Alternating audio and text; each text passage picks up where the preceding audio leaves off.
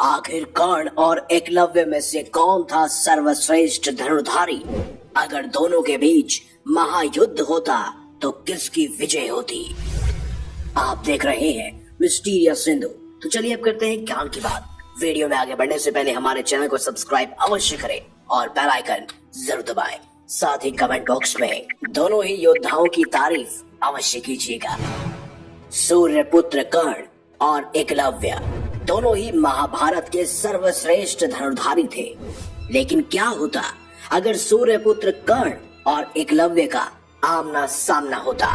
कर्ण और एकलव्य में अगर युद्ध होता तो किसकी विजय होती? जैसा कि हम सब जानते ही हैं कि महाभारत के युद्ध में 3 सर्वश्रेष्ठ धनुर्धारी थे। एक था अर्जुन, दूसरे सूर्यपुत्र कर्ण और तीसरे एकलव्य। अर्जुन महाभारत के युद्ध के बाद जीवित बचे थे, लेकिन कर्ण और एकलव्य दोनों ही वीर गति को प्राप्त हो चुके थे। लेकिन अब ये जानना बेहद जरूरी है कि आखिर कर्ण और एकलव्य में से कौन था सर्वश्रेष्ठ धनुर्धारी? कर्ण और एकलव्य दोनों ही महाभारत काल के सर्वश्रेष्ठ धनुर्धारी थे। दोनों के जीवन में बहुत सारी समानताएं थी। कर्ण और एकलव्य दोनों ही अपने गुरु के प्रति निष्ठावान थे और दोनों के साथ बहुत अन्याय भी हुआ था। लेकिन फिर भी कर्ण और एकलव्य ने अपने जीवन में कभी हार नहीं मानी। एकलव्य एक निषाद थे।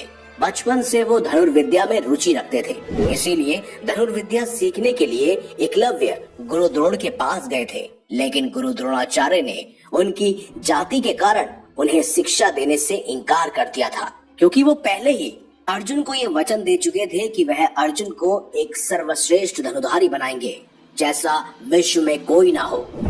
और इसीलिए गुरु द्रोण का पुतला बनाकर एकलव्य ने खुद ही धनुर् शिक्षा हासिल कर ली। एकलव्य जंगल में धनुर्विद्या का अभ्यास किया करते थे और अभ्यास करते करते वह शब्द भेदी बाण चलाना सीख गए थे। एकलव्य की धनुर्विद्या को देखकर अर्जुन भी आश्चर्यचकित हो गए थे।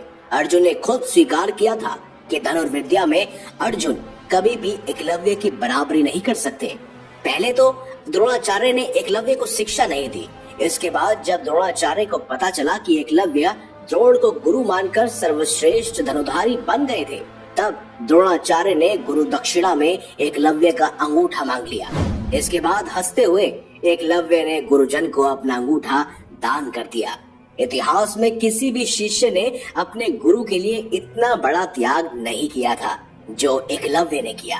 अंगूठा कटने के बाद एकलव्य अपने आप ही दूसरी उंगली से बाण चलाना भी सीख गए थे। आजकल की मॉडर्न आर्चरी में बिना अंगूठे की ही बाण चलाया जाता है और इसका आविष्कार स्वयं एकलव्य ने ही किया था। सोचिए, एकलव्य इतने शक्तिशाली थे कि स्वयं भगवान श्री कृष्ण को एकलव्य का वध करना पड़ा था।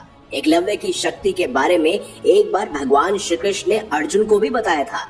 भगवान श्री कृष्ण ने अर्जुन को कहा था कि द्रोण ने तुम्हारे हित के लिए ही गुरु होने का ढोंग करके एकलव्य का अंगूठा कटवाया था। अगर महावीर एकलव्य का अंगूठा ना कटा होता तो वह बड़े से बड़े राक्षस हो या देवता सभी का संहार कर देता और उसके सामने मनुष्य तो कुछ भी नहीं होते। यहाँ तक कि एकलव्य ने स्वयं भगवान श्री कृष्ण की नारायणी सेना को लगभग खत्म ही कर दिया था, क्योंकि वो स्वयं जरासंध से जा मिला था। ऐसे में भगवान श्री कृष्ण को एकलव्य का वध करना ही पड़ा। वहीं दूसरी ओर कर्ण, जो कि एक महान धनुर्धारी थे, जिन्होंने अपने जीवन में एकलव्य से भी ज्यादा संघर्ष सहन किया था, वो सूर्य पुत्र होने के बावजूद भी सूत पुत्र कहलाए। जब धनुर्विद्या की शिक्षा के लिए कर्ण गुरु द्रोण के पास गए, तब गुरु द्रोण ने उन्हें ज्ञान देने से इनकार कर दिया और उन्हें सूत पुत्र कहा। द्रोण का कहना था कि धनुर्विद्या को सीखने के लिए तुम्हारा ब्राह्मण या क्षत्रिय होना अनिवार्य है। किसी भी सूत पुत्र को यह शिक्षा प्रदान नहीं की जाती। कर्ण ने एक ब्राह्मण का वेश बनाया और वह सीधा जा पहुँचे गुरु द्रोणाचार्य के गुरु यानी परशुराम जी के पास। और परशुराम जी से उन्होंने बड़े ही अनुनय विनय करके धनुर्विद्या का ज्ञान हासिल किया। परशुराम जी ने कर्ण को अपना महाशक्तिशाली विजय धनुष भी प्रदान किया। भगवान परशुराम ने कर्ण को ब्रह्मास्त्र, पशुपतास्त्र, भार्गवास्त्र, ब्रह्मशीरास्त्र, वायव्यास्त्र, अग्नियास्त्र सभी अस्त्रों से नवाजा। शिक्षा देने के बाद भगवान परशुराम ने आशीर्वाद देकर कहा था कि कर्ण, इस दुनिया में कोई भी क्षत्रिय तुम्हारे समान नहीं होगा। तुम क्षत्रियों में सर्वश्रेष्ठ कहलाओगे, ये मेरा आशीर्वाद है। लेकिन इसके बाद स्वयं परशुराम ने उन्हें श्राप भी दिया था जब उन्हें पता चला कि कर्ण एक सूत पुत्र है। लेकिन कहते हैं कि कर्ण इतने शक्तिशाली हो चुके थे कि उन्होंने पांडवों के अज्ञातवास के समय दिग्विजय यात्रा की थी, जहां उन्होंने पूरे के पूरे भारत को ही जीत लिया था। कुरुक्षेत्र में भीष्म और द्रोण जितना विध्वंस नहीं कर पाए थे, महारथी कर्ण ने पहले दिन से ही उतना विध्वंस करना शुरू कर दिया था। युद्ध में लगभग कर्ण ने अर्जुन को मार ही डाला था। अगर भगवान श्री कृष्ण कर्ण के हाथों से अर्जुन की रक्षा न करते तो अर्जुन कर्ण के हाथों जरूर मारे जाते। कर्ण के शक्ति के बारे में भगवान श्री कृष्ण ने अर्जुन को कहा था कि यह युद्ध में कार्तिकेय के समक्ष शक्तिशाली है। कर्ण के सामने कोई भी खड़ा नहीं हो सकता। सोचो पार्थ, तुम्हारे रथ पर मैं और ध्वजा में स्वयं हनुमान जी विराजमान है, तब जाकर उनके बाणों की वजह से ही हमारा रथ कितना पीछे जा रहा है। सोचो अगर हम रथ पर ना होते तो तुम्हारे रथ का और तुम्हारा क्या होता। वही जैसा कि हम सब जानते हैं कि कर्ण बचपन से ही कवच और कुंडलों के साथ जन्मे थे। ऐसे में अगर वो उन्हीं के साथ युद्ध करते तो शायद देवताओं के साथ साथ तीनों लोगों को भी वह जीत लेते। इंद्र, वरुण, कुबेर कोई भी उनके सामने नहीं टिक पाता। वो तो छल से इंद्रदेव ने उनका कवच और कुंडल वापस ले लिया। भगवान श्री कृष्ण ने ये तक कहा था कि महादेव का त्रिशूल हो, इंद्र का वज्र हो या मेरा सुदर्शन चक्र, कोई भी इस कवच और कुंडल को भेद नहीं सकता।